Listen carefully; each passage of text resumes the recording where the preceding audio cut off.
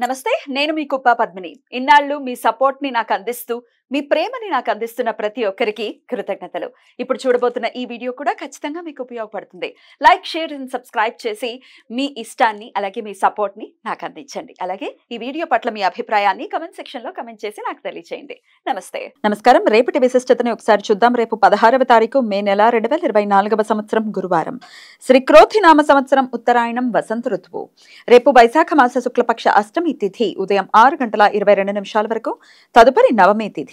మఖ నక్షత్రం సాయంత్రం 6:14 వరకు తదుపరి పూర్వ ఫల్గుని నక్షత్రం ధ్రువం యోగం ఉదయం 8:23 వరకు తదుపరి వ్యాఘాత యోగం భవకరణం ఉదయం 6:22 వరకు బాలవకరణం రాత్రి 7:33 వరకు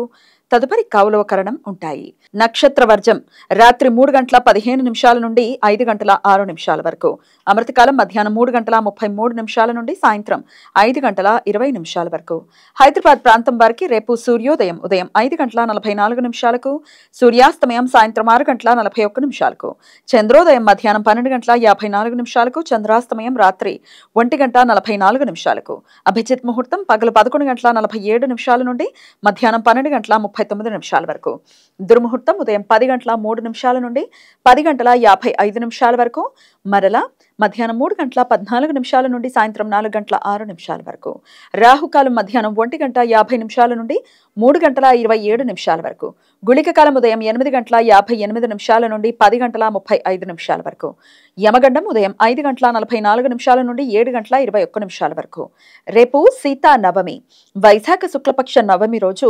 సీతాదేవి జన్మించినది అని నమ్మకం అందుకని రేపు సీతా జయంతి పురాణ కథనాల ప్రకారం సీతాదేవి మంగళవారం రోజు పుష్యమి నక్షత్రంలో జన్మించింది అనే నమ్మకం కూడా ఉంది